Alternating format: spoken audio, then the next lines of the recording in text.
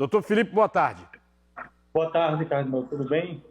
Doutor Felipe, essa segunda onda, o que significa um segundo momento de infecção como este que estamos presenciando agora em algumas localidades na Europa e principal foco neste momento a Espanha?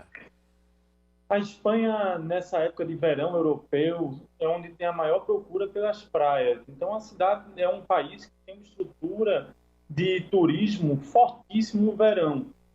A França é o que recebe o maior número de turistas. Porém, no verão, a Espanha, disparadamente, ela possui uma maior quantidade de pessoas que a visitam. E aí, você abre as porteiras, vem pessoas de vários locais diferentes do mundo. E imagina, só de britânicos tem mais de 500 mil aí em terras espanholas nesse momento. E a Espanha, nós recebemos aqui no Brasil, com todo esse litoral, 5 milhões de turistas por ano. A Espanha recebe 20 milhões de turistas. E aí, o que acontece? Você tem a abertura do turismo, vem novas pessoas para dentro do seu país, verão, praia, isolamento social é diminuído, o uso de máscara é reduzido, naturalmente você acaba acometendo a segunda onda do coronavírus, num país que já foi bem castigado na primeira onda.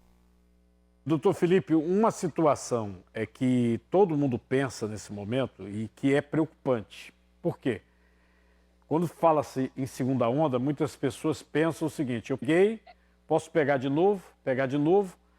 Falam, e é uma realidade, da mutação do vírus. O vírus realmente ele tem diversas mutações, até as vacinas estão prevendo essas mutações. Mas há alguma evidência científica de que a pessoa que pegou realmente o coronavírus, testou positivo, pegou o coronavírus, teve sintomas ou não teve sintomas, desenvolveu anticorpos, ele possa, numa segunda etapa, pegar de novo o coronavírus? Até o momento não, cara.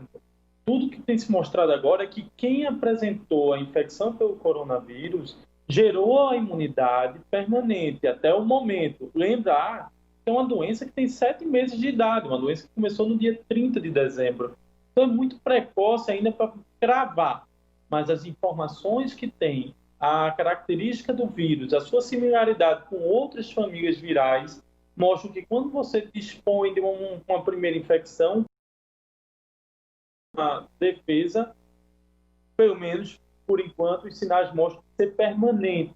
Nós não temos visto pessoas tendo infecção uma segunda, terceira vez. Quando falamos em ondas, como você bem relatou, as ondas são no coletivo.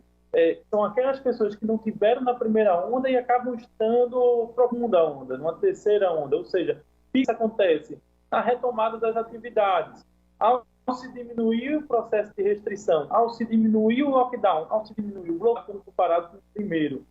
E aí vem o que nós chamamos de segunda onda. Nós tivemos alguns estados, situações semelhantes a essa da Espanha, né? Eu relato nesse momento o Rio Grande do Sul, né, que quando abriu até shopping, a gente comentou aqui, Porto Alegre, aí teve que fechar tudo porque veio exatamente essa segunda onda. O caso, neste momento, até de Belo Horizonte, que chegou a abrir, aí agora está tendo que fechar. Nós aqui no Recife, o nosso isolamento social foi muito pequeno, até por conta do transporte coletivo. Eu mostrei agora há pouco a Feira da Branca, em Caruaru, e também mostrei algumas imagens de Santa Cruz do Capibaribe. O senhor pode acompanhar aí pela internet, o senhor está vendo? Não se fala em isolamento. Mas é possível, mesmo assim, nós aqui no estado de Pernambuco temos uma segunda onda, não?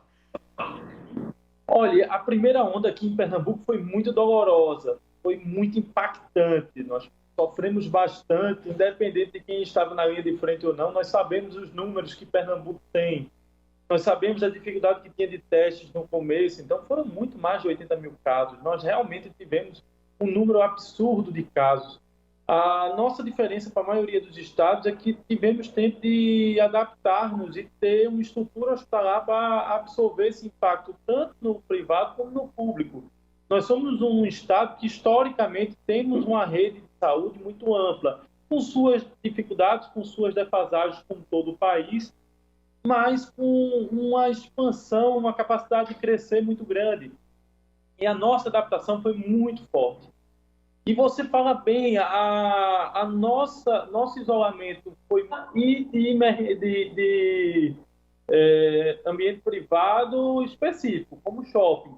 Mas quando você fala do interior e da periferia, não houve isolamento. Então, o vírus se estendeu muito forte, principalmente naquelas filas que nós vimos também na Caixa Econômica Federal com relação ao enfrentamento, à necessidade de se adquirir o dinheiro e, ao mesmo tempo, o enfrentamento no vírus naquelas filas. Ali foi o pior do nosso quadro. Onde o pico foi maior, foi onde provavelmente a gente teve a disseminação abrupta do vírus. E aí o que acontece? Aqueles estados que sofrem mais, que apanham mais, que têm maior número de casos, eles começam a ter essa imunidade que a gente está falando, de não ter a infecção pela segunda vez. Então, quem sofreu mais num primeiro momento, ele tem uma segunda, lembro, uma tendência, até porque nós temos um problema. Nós não fizemos testagem em massa.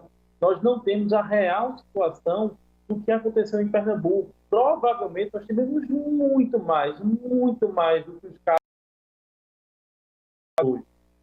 Se nós tivéssemos a real noção de quantos casos foram em Pernambuco, poderíamos falar sobre segurança imunológica, né? Aquela imunização de rebanho. O que hoje se reabriu o shopping, se reabriu o restaurante, se reaberto várias etapas que nós não estamos vivenciando até o momento a segunda onda. Por quê?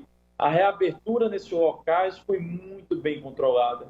Medidas muito rígidas de controle. Se você for hoje num shopping, vai ver. A temperatura vai ser aferida na porta, vai ter a obrigatoriedade da máscara, as lojas têm uma identificação de quantas pessoas devem entrar em cada local. Tudo isso foi feito para se minimizar o risco de infecção. E para se abrir, precisa controlar isso. Aí você me mostra Santa Cruz do Capibaribe e a Feira da Sulanca, né? Controle nenhum. Nós vamos ter segunda onda nesses locais, muito provavelmente, devido a essa situação. Olha só, e quando você dá o close, você vê que poucas pessoas estão com máscara. Nem todos estão com máscara. Então, é uma quebra sustentável do vírus por uma segunda vez.